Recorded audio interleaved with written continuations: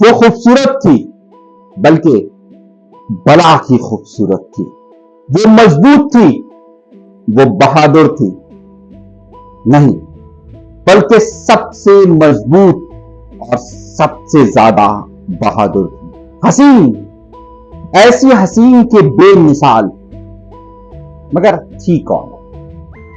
और वो कि जिसने ये कहा कि जो उसे हरा देगा उससे शादी करेगी, लेकिन शायद दुनिया में कोई ऐसा पैदा ही नहीं हुआ था जो उसको शिकस्त दे सके।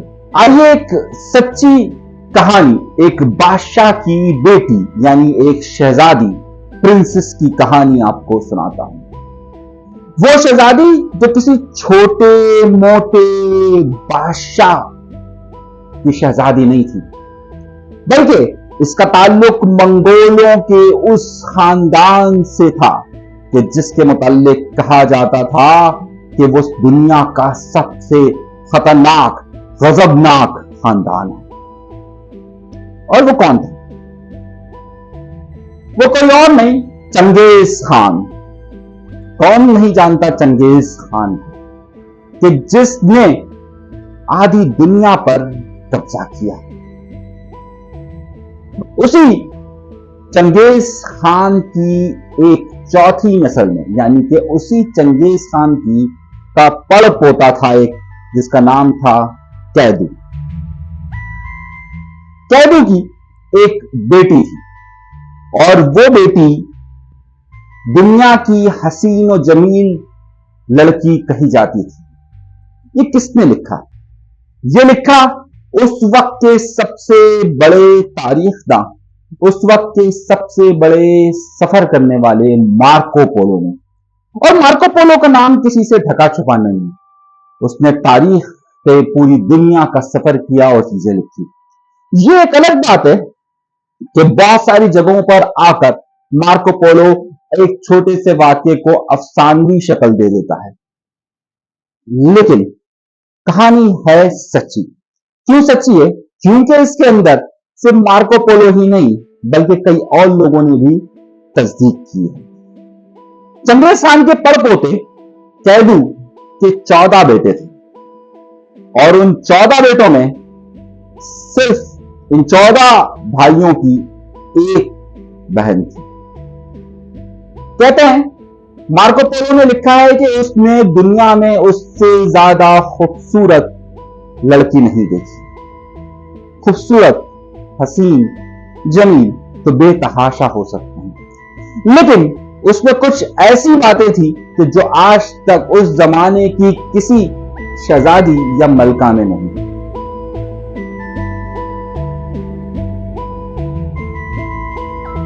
ये लड़की की शोहरत सबसे बड़ी इसका हुस्न नहीं था, बल्कि मंगोलों का ये रिवाज था कि उसके यहां मर्द हो या औरत हो, उसे तीर अंदाजी आना और घोड़ा सवारी जरूर आनी चाहिए। इसलिए मंगोलों की हर मर्द और हर औरत जहां घोड़ा सवारी जानता था, वहीं वो लड़ने का भी एक्सपर्ट समझा जाता था। इसीलिए मंगोलों के मुतालिक कई कहानियां मशहूर हुई कि जिसमें उन्हें कहा गया कि इनसे ज्यादा जंगजू, खतरनाक, वहशत अंगेज, गजबनाक कोई नहीं, जो कि इंसानों की खोपड़ियों के मीनार बना देते हैं। सुना होगा आपने। ऐसे नहीं, उसकी ये बेटी कैदू की बेटी थी ये, और पूरे मंगोल कबीले के अंदर कोई मर्द और कोई औरत उससे आज तक कुश्ती, समझते ना, कुश्ती, तीरंदाजी, घोड़सवारी में जीत नहीं सका। लेकिन हर बाप की तरह कैदू की भी ख्वाहिश थी कि उसकी बेटी की शादी हो जाए, लेकिन हुतनून ने एक शर्त रखी थी कि मैं शादी उससे करूंगी कि जो मुझे शिकस्त दे दे, जो मुझे हरा दे। 13वीं सदी के आखिर में पूरी दुनिया के अंदर कोई नौजवान ऐसा नहीं था मंगोलों में कि जो उसका मुकाबला कर सके, ना औरत। बाहर के बहुत सारे शहजादे आते थे और जो इस ख्वाहिश का इजहार करते थे कि मैं हुतनून से शादी करूं इतनी हसीन, इतनी खूबसूरत, इतनी बहादुर लड़की से। लेकिन खुतनून की एक शर्त थी कि मैं शादी तो उससे करूंगी कि जो मुझे शिकस्त दे दे, लेकिन जब मैं उसके साथ लड़ूं तो अगर मैं हार गई तो मैं शादी करूंगी, अगर मैं जीत गई तो वो मुझे 100 घोड़े देगा। अब मंगोलों में तो किसी की इतनी हिम्मत थी नहीं। जगह जगह से शहजादे आते, 100 घोड़े देते और एक ही लम्हे में खुलतून उन्हें उठाकर पटक कर फेंक देती। कहते हैं कि खुतनून ने इस तरीके से 10,000 घोड़े जमा किए, यानी कोई भी इर्द गिर्द के शहजादों में इतना ताकतवर नहीं था कि उससे मुकाबला कर सके। मार्को में लिखता है कि खुतनून इतनी ताकतवर थी कि जब कैदू की लड़ाई किबलाई खान से हुई, जब किबलाई खान से लड़ाई हुई तो ये अपने बाप के साथ जंग में गई। ये जंग के अंदर घुसती, अपने दुश्मन को पकड़ती, पकड़कर घसीटते हुए लेकर आती और कैदू के कदमों में रख देती और फिर उसका सर कलम कर देती। एक शहजादा आया।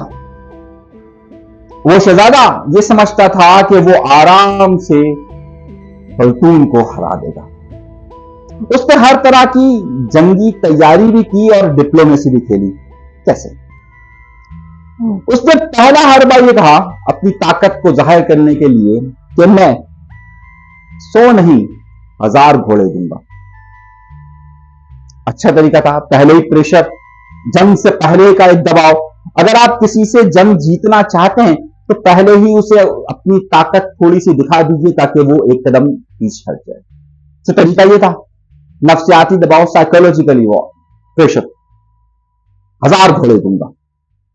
पूरे मंगोल कम्युनिटी में और पूरी जहां तक सल्तनत थी वहां ये बात फैल गई कि शहजादा खुतनून से शादी करेगा और उसे हराएगा। लेकिन बात यहां तक नहीं थी। शहजादा एक बहुत बड़ी रियासत, एक बहुत बड़े बादशाह का बेटा था। बादशाह ने खुसूसी तौर पर कैदू को पैगाम भिजवाया कि मेरा इतना खूबसूरत बेटा है और तुम्हारी इतनी खूबसूरत बेटी है, अगर तुम ये रिश्ता कबूल कर लो तो अच्छा होगा। कैदू भी चाहता था कि वो अपने फराइज से सुबकदोश हो, खत्म हो और उसकी बेटी शादी कर ले। अब उसके लिए कैदू ने खुतनून से दरख्वास्त की, मेरी बेटी, मैं जानता हूं तू बहुत बहादुर है, लेकिन मैं चाहता हूं कि तुम शादी कर लो, और अगर तुम ये शर्त हार जाओ तो मुझे बहुत खुशी होगी।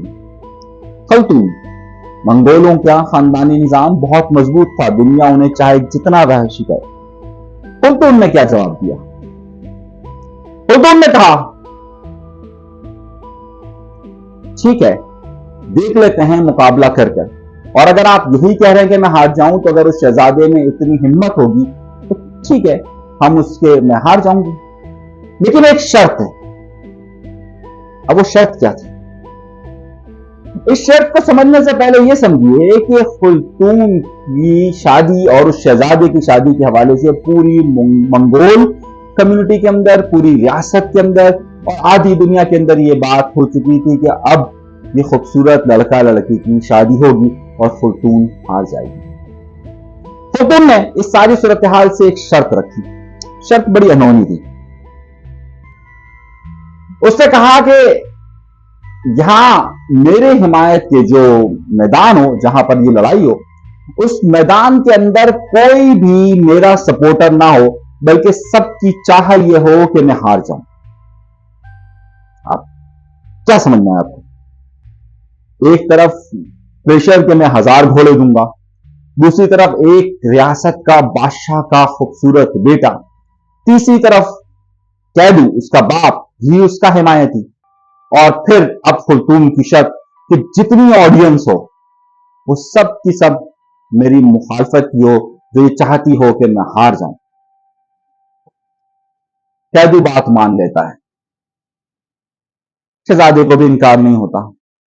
मैदान सज जाता है।